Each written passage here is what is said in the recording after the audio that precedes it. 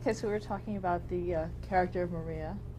Talk a little bit more about that, about how she changed over the course of the show.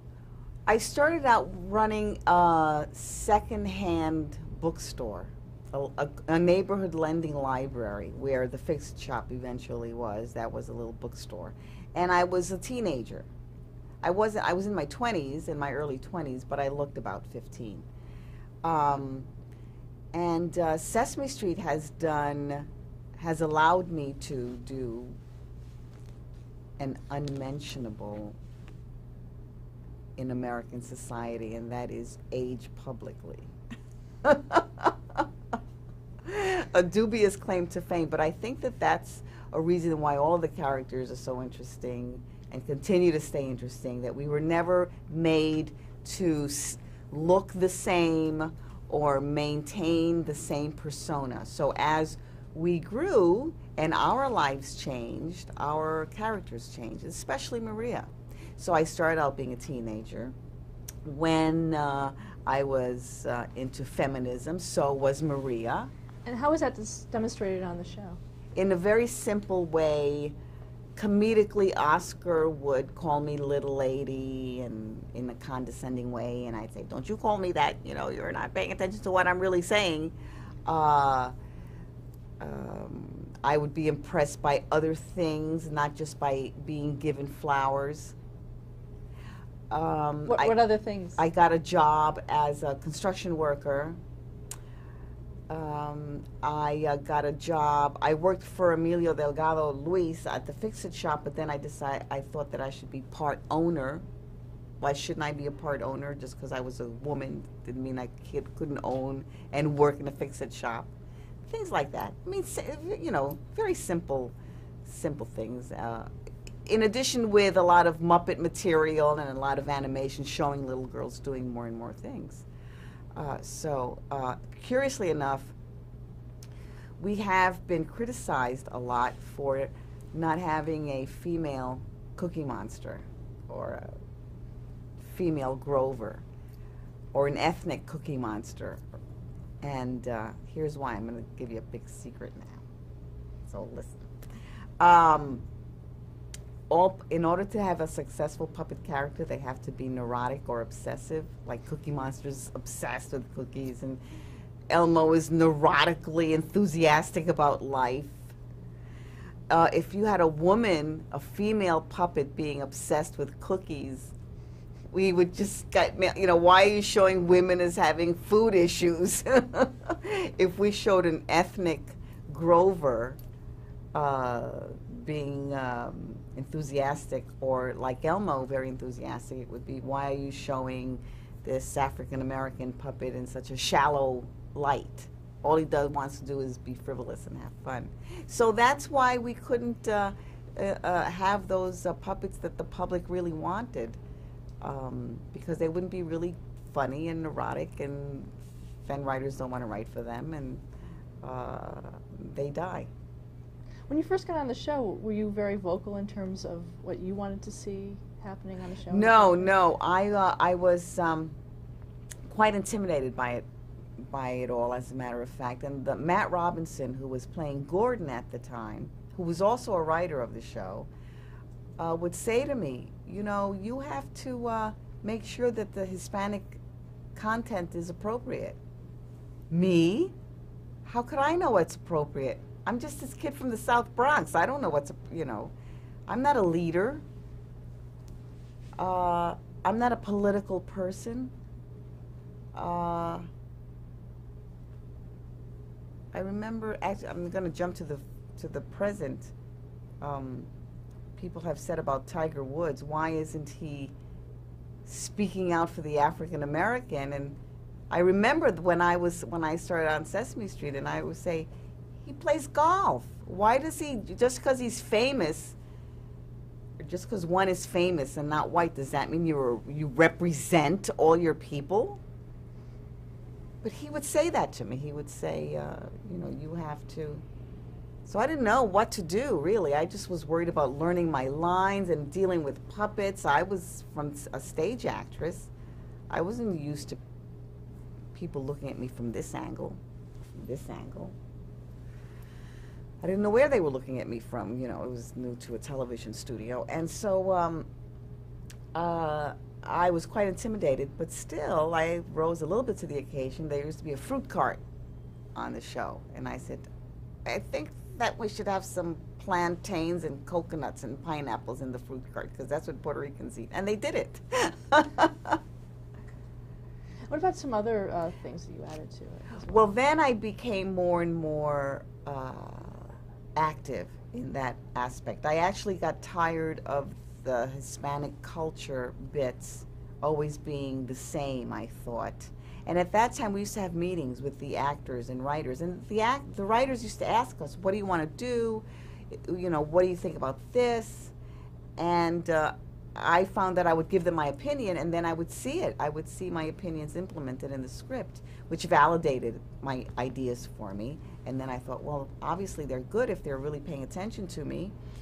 And we had a wonderful executive producer at that time, Dulcie Singer.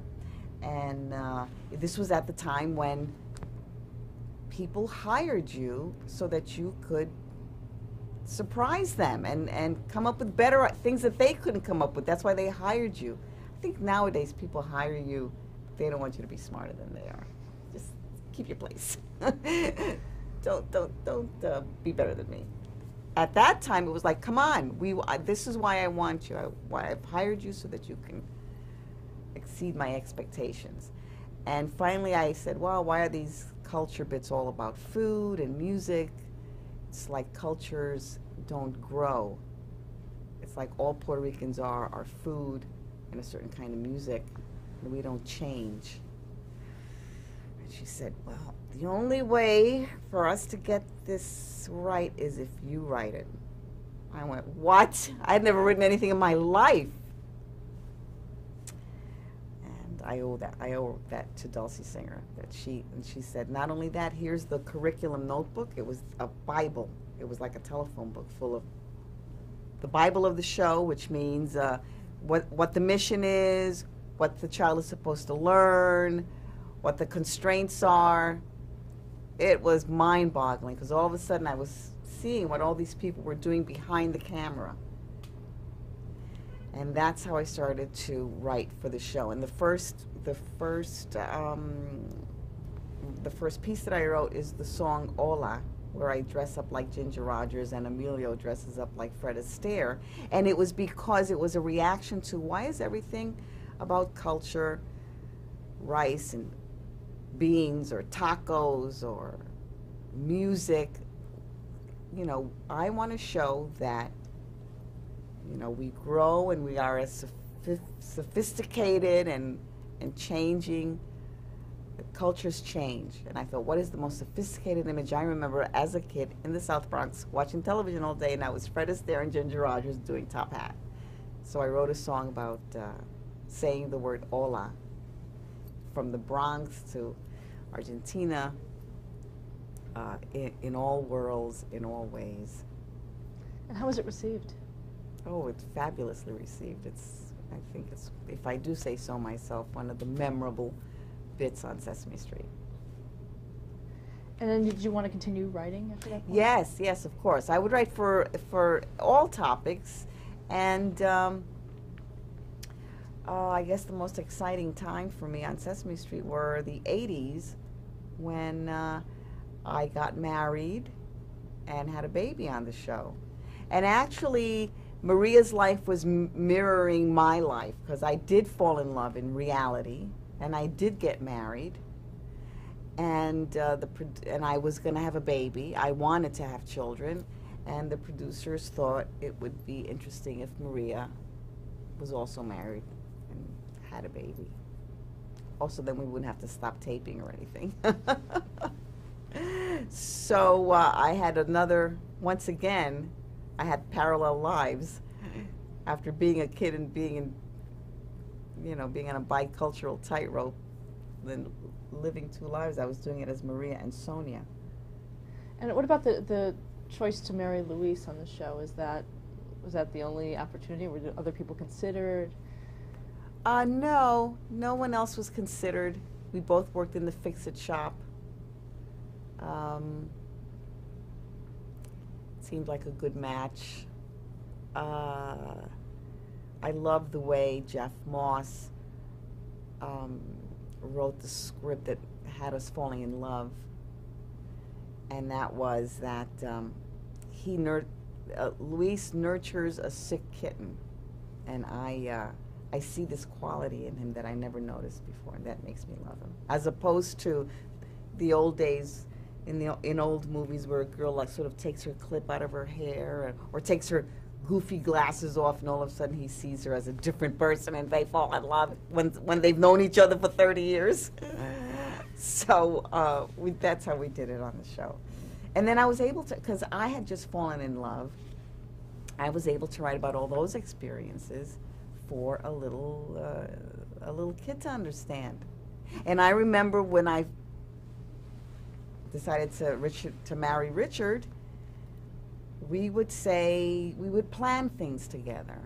We would say, this is in reality, we would say, oh, we really should, my husband's an avid fisherman, we should really fish these waters. Oh, that's a good idea. Oh, you know, I've always wanted to go to blah, blah, blah. And oh, you know, I've always wanted to go to blah, blah. Well, we really should. I mean, we had planned so many activities. We were going to be together for at least 10 years before we finished all of them. And I wrote that for me and Emilio / Luis. We were going to have pizza together and we'd go to, you know. And one romantic thing that happened in my real life was that my husband read Charlotte's Web to me out loud. And we had a reading curriculum on the show, and I had Luis read to me. It's so nice to be read to sometimes. So I was able to sort of use things that really happened to me into Sesame Street scripts by breaking complex emotions like love, marriage, childbirth into something a 4-year-old can understand. Yeah, for childbirth, for instance, how would you do that from a curriculum basis? Well, they come up with the curriculum. The show comes up with the curriculum, and they wanted the child to know that having a baby was something that 2 adult people decided to do. You couldn't have the I Love Lucy, honey, I'm pregnant. How did that happen? That's giving an absolutely wrong impression to kids, like it just happens to you. Well, it doesn't just happen to you. 2 adult people decide they want to love a baby, and they get together and have a baby. So that was one of our goals, and that was written into the show, where we explained to Big Bird that that's what's going to happen. Did you explain the physical part of it? I can't remember if we did. You mean like if we did the daddy puts sperm and I don't think, something tells me we didn't. It's not the Sesame Street kind of way. I'm sure it was discussed, but I think that at that age you could say those words to a kid and they'll go, okay, but it doesn't really mean anything to them. So I don't think we did it that way. It doesn't seem humorous. What about the childbirth itself? I had a sonogram on the show. I nursed on the show. I wrote the show where Maria goes into labor, which I shared with my favorite character, Oscar the Grouch, because of course we couldn't get a cab, and he has to take me in his sloppy jalopy.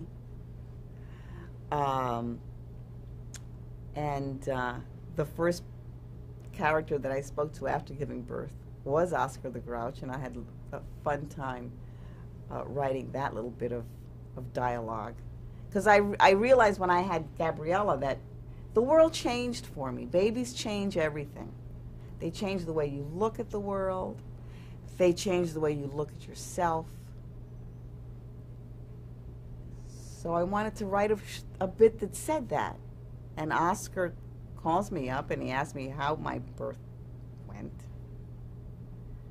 And he says, how did everything come out? Okay, Oscar, and he's upset. I said, why are you upset, Oscar? I don't know. I'm like, happy for you. And I was able to say, that's okay, Oscar, you know, because babies change everything. It was great. I had a great time at that time I was feeling so much, and I had a forum to put all these feelings and thoughts into. And your own daughter went on the show, right? And then my own daughter was on the show, and playing Gabriella. She never liked it. She never took to being the center of attention. And she said to me, she just was not she never wanted to cooperate. She didn't want to pet the cat if they asked her to pet a cat. She didn't want to be a bird-cateer. She didn't want to wear the bird-cateer outfit. She didn't want to brush her hair. She didn't want to wear the clothes they made her wear. I was giving terrible performances. I was anxious. When you're performing with another kid and the other kid starts picking his nose or not cooperating, it's all hilarious, and you move on and you work with it. When your own kid is doing it, it's a different story. She didn't want to be measured. We would have all these bits where Maria measures, you know, her growth. And then she said to me one day, I don't understand why I have to make believe you're my mother if you really are my mother. And she didn't like to do bits with Big Bird where I'm explaining motherhood, especially twice. She'd say, well, you know, why are we doing this twice? She didn't want to do that. She's sees the world in an interesting way to this day. Always says very interesting things. One time she asked me when she was a real little kid, do dogs know what they look like? It got to the point where cast members were saying to me when I'd come into work, has Gabby said anything interesting lately? One time she said to me, when you and Daddy were kids, I didn't have any parents. So then she eventually went off the show?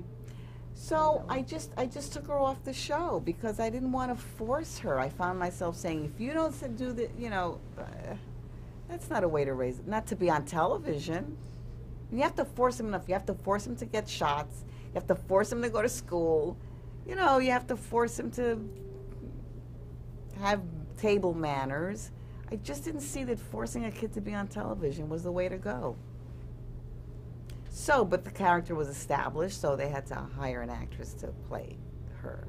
And still, it's, you know, I stand by my decision. And so does she. She says, you know, when she would come to the studio, she'd rather hang around the Muppet Room.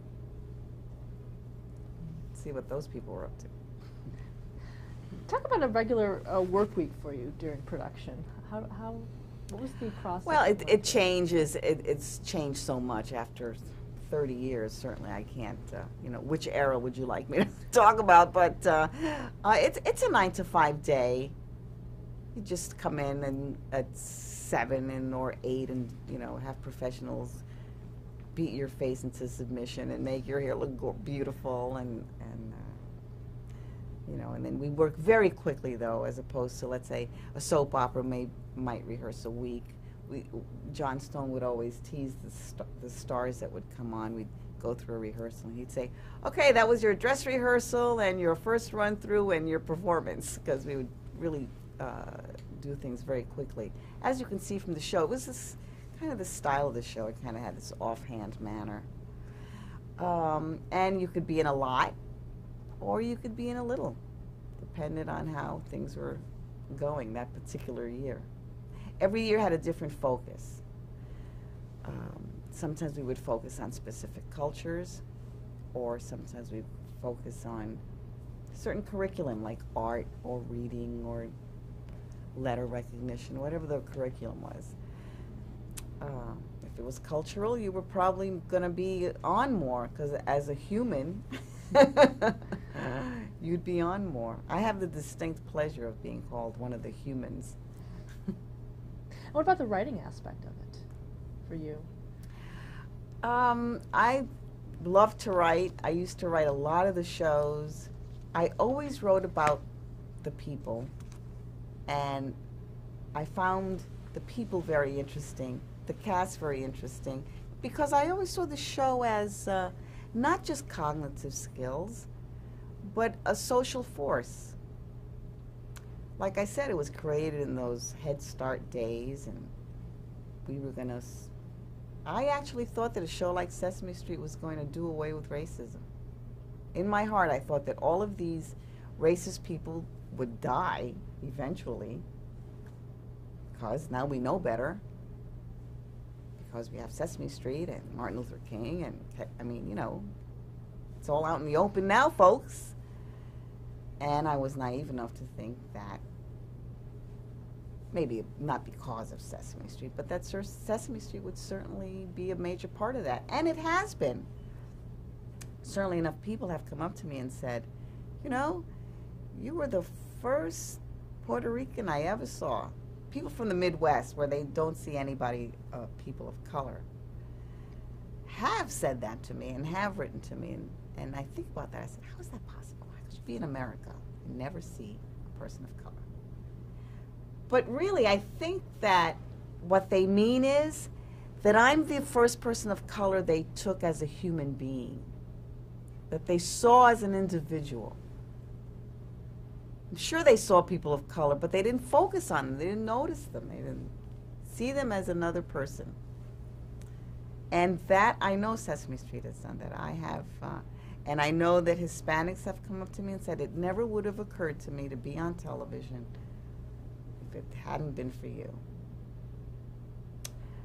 So maybe it hasn't changed the world like I thought it was. But don't forget, it's a very idealistic time to come of age. I'm sorry that my own daughter is 16, and we don't live in idealistic times. We live in cynical times. You know, but at that time, anything was possible. The world was open to anybody. It was great. In terms of the themes that were covered, what other kinds of things have been covered throughout? Oh, we went to an Indian reservation. We shot on a Sioux reservation. Talked about those people.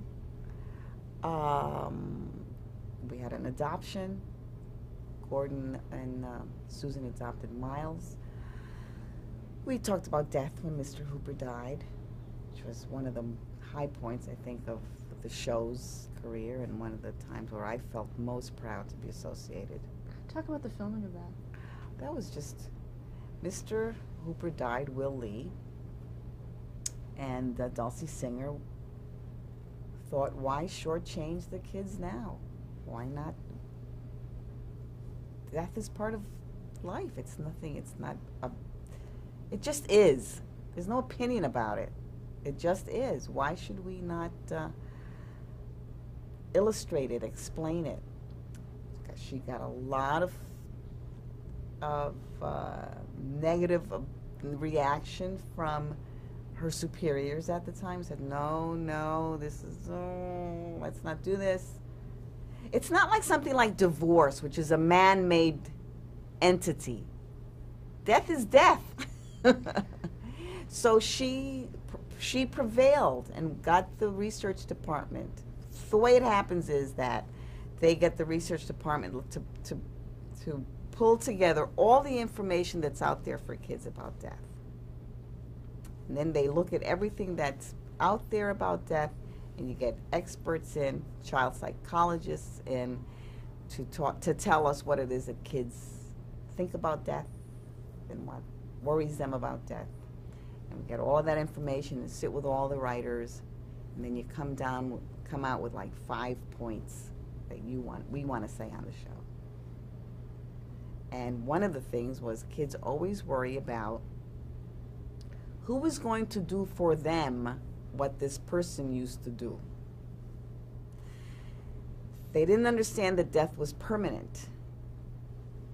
Now, those are the two that I can think of right away. And they didn't understand that it just happens. And Norman Stiles wrote the most beautiful script about it. And Big Bird says, well, when Mr. Hooper's done dying, when's he going to come back? And we have to tell him, no, it's permanent. And who's going to make my birdseed sundaes? I'll make them. You know, we'll do everything that he used to do for you. We go through all of the things, and at the end he says, I'm still sad. I'm still unhappy. And then we say, well, we're all sad. It's just, we're going to be sad. And then we have our memories. I'm going to start crying thinking about it. And Carol Spinney gave the best performance of his life as Big Bird. Because we were all overwhelmed with the loss of our dear, dear friend. We are a very close cast. We'd make a great marriage. And at the end of the show, a baby is born. And Big Bird says, wow, wow, that's really something. First you're here, and then you're not. Then you're not, and then you are. So it was great. It was really a high point. Let's talk about some of the other. Let's talk about cast members. Let's start with Will Lee. He was a terrific actor who was part of the group theater. He was like a real political actor, you know. He was an activist, and he was a methody actor. I used to think he gave wonderful performances because he would always go, like Marlon Brando, he's like a method actor. He'd go, well, you know, Big Bird, the thing is, you know, Big Bird, Big Bird, it's just that. And I think, oh, he sounds so real, he sounds so natural. Years later, Dulcie says, I wish he'd learn his lines. But I thought all of that kind of mannerism and tics and stuff like that was great actor studio stuff. And he would always argue with the producers about, we gotta do stuff with people. It's about people and loving people. And, you know, and Dulcie would say, but this is a subtraction bit, you know. How am I gonna put, but that's where his head was at, where his heart was at. It's about talking about people and people getting along and people respecting each other. It's great. He was a great mentor. Matt Robinson? Matt Robinson was a brilliant writer of the show. He came up with Roosevelt Franklin, who was the first African-American. He was a little African-American puppet, and he used to, it was Matt Robinson's creation, and the character used to come out, and somebody would say, Roosevelt Franklin, how old are you? And he'd say, I used to be one, now I'm going on two. And somebody else did the voice, because there were no African-American puppeteers at that time. Okay, let's stop there to change the tape.